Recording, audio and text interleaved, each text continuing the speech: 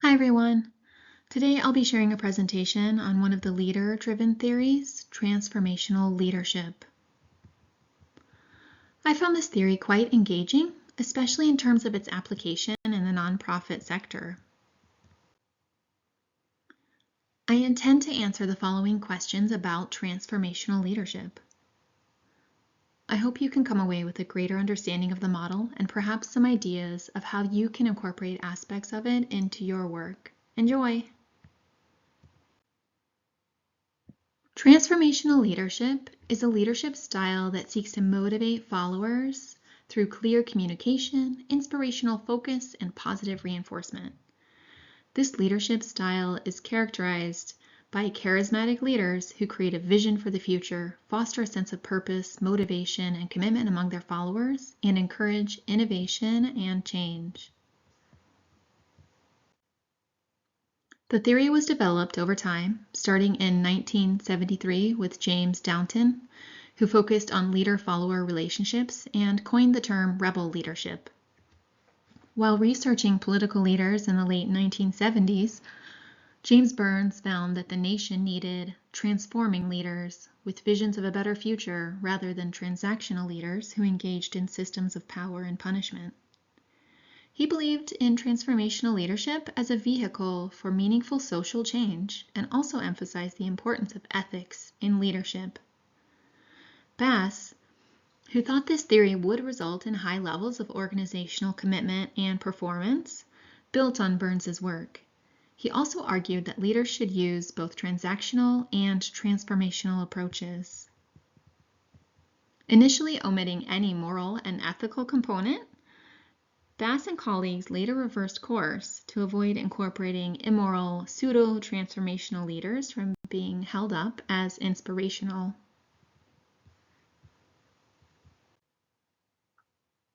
Bass and colleagues stated that transformational leadership consists of 4 behavioral elements leaders can employ to optimize their leadership, called the 4 I's.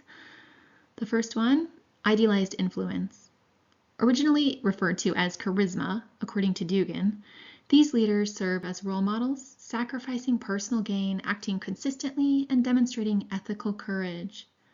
Leaders perform in a way that makes followers want to identify with them and help them accomplish their mission and vision. They have high ethical standards and lead by example, earning respect, trust, and admiration from their followers.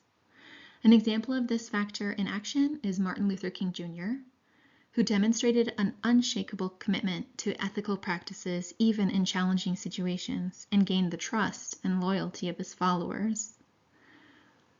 2. Inspirational motivation.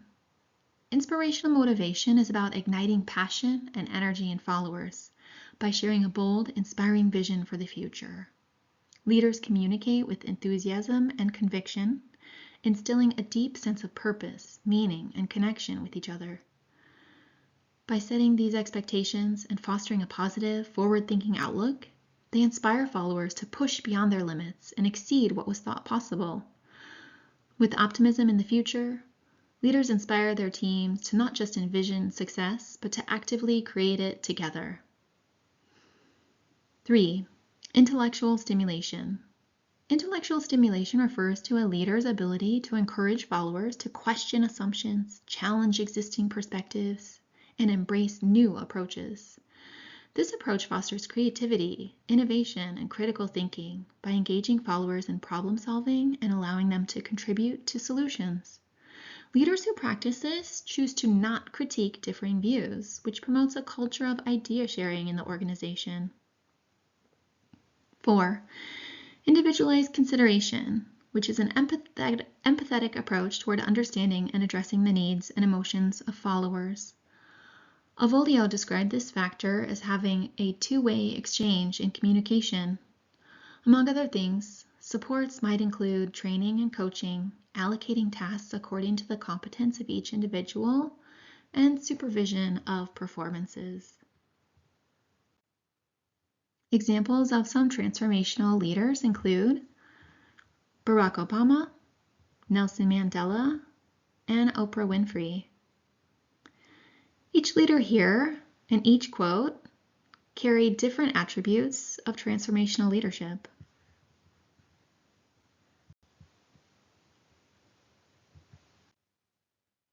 Transformational leaders, like those we just saw, are notably different from transactional leaders who seek to achieve goals through directives and a system of rewards and punishment to influence follower behaviors.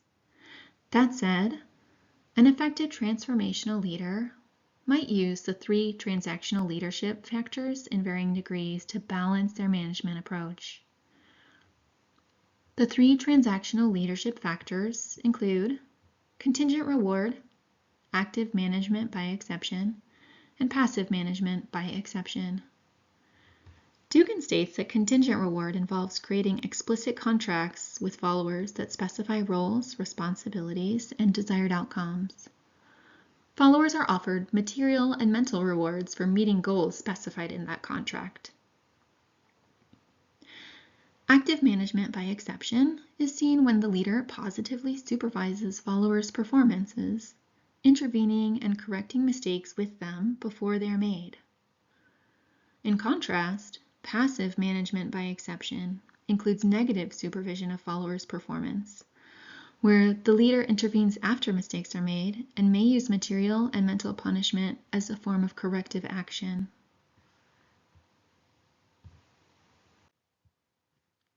Transformational leadership is highly applicable and effective in the nonprofit sector. This style can empower, inspire, and motivate, improve retention, and lead to sustained partnerships. To empower, nonprofits often rely on volunteers or followers with limited resources, and good transformational leaders invest in empowering them. They provide training, mentorship, and opportunities for personal and professional growth. This helps foster a culture of innovation and adaptability within the nonprofit organization. To inspire, transformational leaders in nonprofit organizations inspire people to connect deeply with the purpose of the organization. They can articulate a compelling vision and motivate followers to work toward meaningful social change. Transformational leaders also inspire followers to persevere despite setbacks, instilling a sense of hope and determination even in difficult times. To retain, knowing that those in the nonprofit sector tend to sacrifice for the cause, physically, emotionally, mentally, and financially, and that those sacrifices often lead to burnout, leaders can model self-care and can incorporate it into the work culture. This is hugely beneficial to retention because whether we're working in a grassroots organization, a community-based nonprofit, a religious charity, or a philanthropic foundation, the arc of justice is long and also exhausting. To partner, transformational leaders focus on external relationship building too, fostering connections and relationships with the community, stakeholders, donors, government agencies, and partners helps sustain the long term of the nonprofit.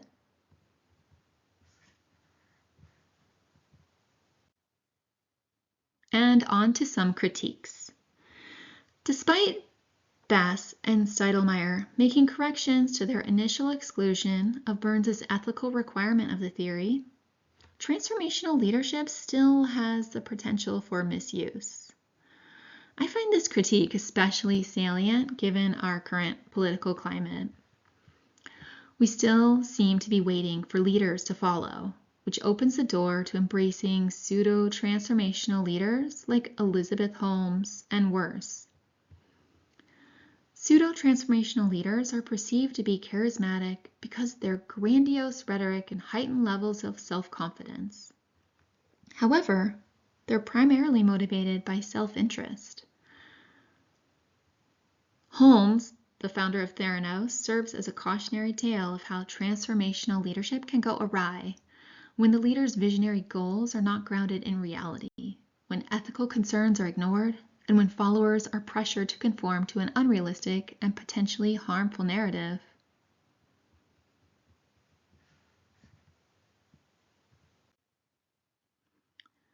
Further critiques. This theory lacks a clear framework and adequate measurement. While leaders are encouraged to be visionary, intellectually stimulating, and empathetic, without a framework to guide practical applications, there's no evidence that positive results can be reproduced, and we're just relying on innate leadership and charisma, which could get us to pseudo-transformational leaders. Tools like the multi-factor leadership questionnaire, the MLQ, are commonly used, but because they rely on subjective assessments of the leader's influence, they can be biased and fail to provide concrete evidence of the effectiveness of transformational leadership. Calls for further research are ongoing. I believe as emerging leaders in the nonprofit sector, we can integrate transformational leadership practices into our work. Many of us probably do already. 3 actions we can take include developing a vision, engaging in intellectual stimulation, and focusing on individualized considerations. The development of a clear, inspiring leadership statement and vision for the future will guide us toward meaningful change. As nonprofit leaders, we can involve our team and community in vision setting to ensure alignment. We can communicate the vision regularly through meetings, newsletters, and informal interactions. And we can lead by example, demonstrating our commitment to the vision through our actions. Engaging in intellectual stimulation is one of the most effective leadership behaviors from the 4 I's. As a reminder, intellectual stimulation is a leader's ability to encourage followers to question assumptions, challenge existing perspectives, and embrace new approaches. I believe that we should carry this with us in all of our work to create a healthy environment.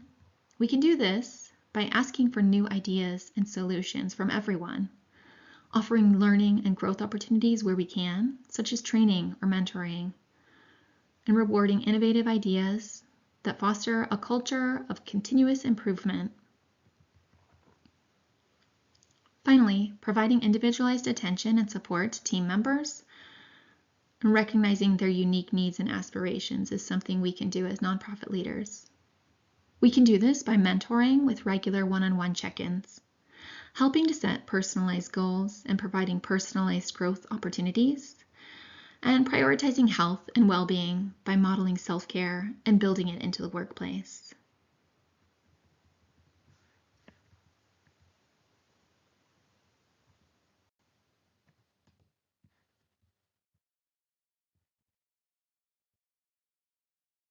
Thank you for viewing this presentation. I hope you've gained a greater understanding of transformational leadership.